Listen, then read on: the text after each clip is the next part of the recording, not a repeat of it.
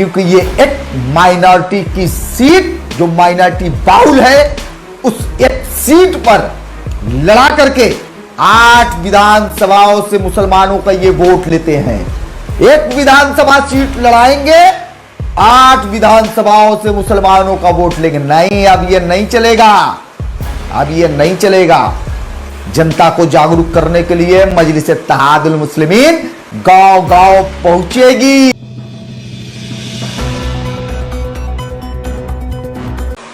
आज अगर सबसे बड़ा हक अगर किसी का है तो वो AIMIM का है। अगर कोई ये कहता है, कोई अगर ये कहता है कि MIM फलाने की एजेंट है, तो उसको मुंह तोड़ जवाब दीजिए। अगर जरूरत पड़ेगा ना तो सख्ती से उसके साथ पूछिए कि बताओ तुम्हारा सियासी तजुर्बा क्या है। अगर MIM फला पार्टी की फला है तो बताओ उसने जौनपुर में इलेक्शन क्यों नहीं लड़ा। हमने इलेक्शन नहीं लड़ा कि वाहिद एक सीट है जौनपुर में जो समाजवादी पार्टी, जो समाजवादी पार्टी में वो माइनॉरिटी के खाते में जाती, यानी कि मुसलमानों के खाते में जाती है। वाहिद एक सीट है।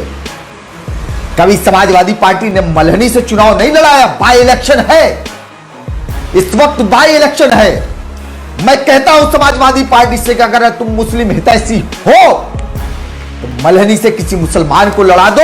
यादव बाहुल सीट है, किसी मुस्लिम को MLA बना दो तो जान जाते हैं। सियासत छोड़ दूंगा उस दिन, तुम्हारी पार्टी की राजनीति करूंगा, दिखा दो। मगर नहीं अज़ान ग़रामी, मैं इस दावे के साथ इसलिए कह रहा हूं कि ये नहीं कर सकते हैं, ये नहीं कर सकते हैं। ये इसलिए नहीं कर सकते हैं क्योंकि ये एक माइनॉरिटी की सीट, जो माइनॉरिटी बाहुल है, उस एक सीट पर लड़ा करके 8 विधानसभाओं से मुसलमानों का ये वोट लेते हैं। एक विधानसभा सीट लड़ाएंगे, 8 विधानसभाओं से मुसलमानों का वोट लेंगे। नहीं, अब ये नहीं चलेगा, अब ये नहीं चलेगा। जनता को जागरूक करने के लिए मजलिस इत्तेहादुल मुस्लिमीन गांव गांव पहुंचेगी, पहुंच रही है इंशाअल्लाह ताला। और आपकी जो लबादा हो रहा है आपने सेकुलरिज्म का, इसको बेनकाब करेगी, इसको बेनकाब करेगी। तो अज़ीज़ान मोहतरम, मैं ये कहना चाह रहा था कि ये मुस्लिम बाहुल सीट है। नदीम जावेद साहब चुनाव कैसे हार गए, कैसे हार गए।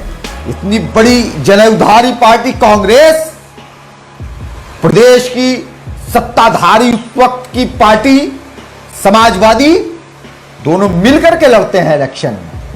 और हमारे पूर्व विधायक जनाब नदीम जावेद साहब इलेक्शन हार जाते हैं। क्यों हारते हैं साहब? 78,000 वोट दिया, तमाम बिरादरियों के वोट कहां गए साहब? सवाल बनता है कि नहीं बनता? मजलिस तो सवाल करेगी ना। यही समाजवादी के पार्टी के लोग कहते हैं ना कि मजलिस फलाने की एजेंट है। अरे अगर इतनी डर है अगर आपको, तो कभी क्या कोशिश किया कि भारतीय जनता पार्टी से अगर समाजवादी पार्टी लड़ रही है तो हम भी भारतीय जनता पार्टी से लड़ रहे हैं। देश के अंदर अगर सबसे ज्यादा अगर भारतीय जनता पार्टी के पॉलिसी एजेंडे को अगर किसी ने पर्दाफाश किया तो हमारे सदर मोहतरम बैरिस्टर असदुद्दीन ओवैसी साहब ने किया, समाजवादी पार्टी ने नहीं किया। यकीनन हम छोटी पार्टी हैं, यकीनन हम छोटी पार्टी हैं, मगर हमारे जो सदर मोहतरम है उनके जबान से जो बातें निकलती हैं वो नेशनल पैमाने की वो बातें होती हैं। समाजवादी पार्टी के लीडर अखिलेश यादव जी की तरह वो क्षेत्रीय मामले में महदूद नहीं रहती साहब। हमने मुल्की पैमाने पर हमारी पार्टी ने तर्जुमानी किया है, तमाम मसले मसलहत पर अपोजिशन की भूमिका को निभाया है। यकीनन हम सवाल भी करना जानते हैं, हमारे मुंह में जबान भी है और हम सवाल करेंगे। सुनो समाजवादी पार्टी के लोगों, सुनो कांग्रेस के लोगों, तुमको जवाब देना पड़ेगा क्योंकि तुम लोग इख्तिदार की कुर्सियों पर रहे हो और तुमको जवाब देना पड़ेगा। जनता के बीच में हम जाएंगे और ये कहेंगे कि 70 सालों से इन मुख्तलिफ पार्टियों को वोट दिया, चाहे वो कांग्रेस की शक्ल में हो, चाहे वो समाजवादी की शक्ल में हो, क्या किया है। हम पूरा इसका पूरा डेटा निकलवाएंगे, बड़े बड़े इश्तेहार बनवाएंगे, एक एक घरों तक पहुंचाएंगे और पर्दाफाश करेंगे इस फर्जी सेकुलरिज्म का। अगर आज कोई सेकुलरिज्म को मजबूत कर रहा है, यकीनी तौर पर हम मजबूत कर रहे हैं उसको, हमारी पार्टी मजबूत कर रही है। और ये जो लोग धारण किए हुए हैं लबादा सेकुलरिज्म का, ये तो बेनकाब होते चले गए हैं, ये बेनकाब हर मामले में हुए हैं।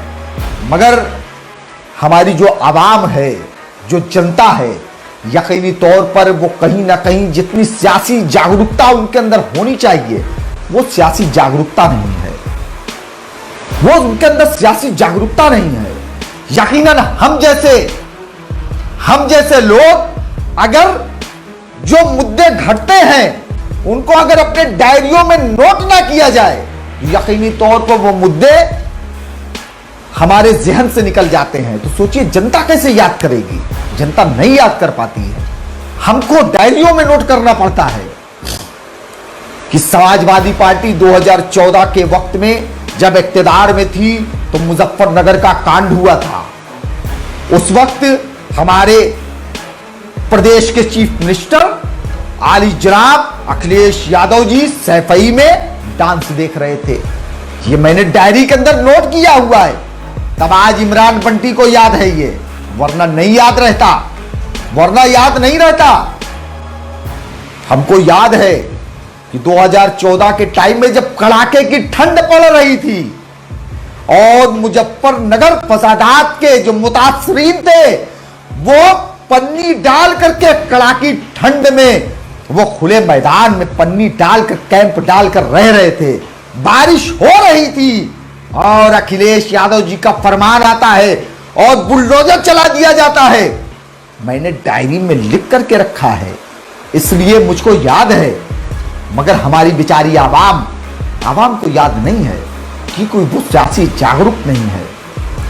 इसलिए मैं जनता से कहना चाहता हूं और मैं अपने कार्यकर्ताओं से कहना चाहता हूं, अपने तमाम पदाधिकारियों से कहना चाहता हूं, पार्टी के तमाम लीडरों से कहना चाहता हूं कि जाओ जनता के बीच में और जाकर के ये सारी चीजें बताओ जो आप लोगों ने अपने दिमाग से लेकर के, अपने डायरी से लेकर अपने दिलों में बसा करके रखे हो, वो सारी चीजें बयान करिए, जनता को जागरूक करिए। यकीनन मैं कह रहा हूं कि आज अगर ईमानदारी से हक मिला होता तो आज इमरान बंटी यहां खड़ा होकर के अपने गले को पाड़ नहीं रहा होता। साहब, बड़ी मेहनत लगती है माइक पे बोलने में, आपके सामने लाइव हाजिर होने में, ये ऐसे नहीं हो जाता है, गले फट जाते हैं साहब।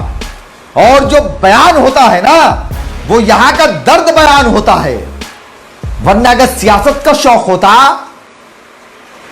तो आज कांग्रेस, समाजवादी, बसपा जैसी पार्टियों का गुलाम बनकर के इनके जूतियों के नोक पर बैठा हुआ होता और बैठ करके कहीं इलेक्शन के वक्त में हाथ में कशकोल लिए इनके दफ्तरों पर पहुंचता और कहता जनाब एक अदद टिकट दे दीजिए, भीख में दे दीजिए साहब। मगर नहीं, सियासत का शौक नहीं है। मैं चाहता हूं कि जो सूझबूझ, टूटी फूटी सलाहियत से अल्लाह तबारक व तआला ने नवाजा है, उसकी सलाहियत के बदौलत जनता के लिए कुछ किया जाए, आवाम के लिए कुछ किया जाए।